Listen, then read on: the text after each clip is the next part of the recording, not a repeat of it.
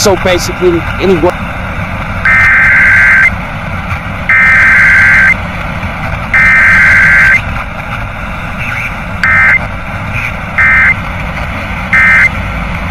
Lots of people in Blocky Village are donating.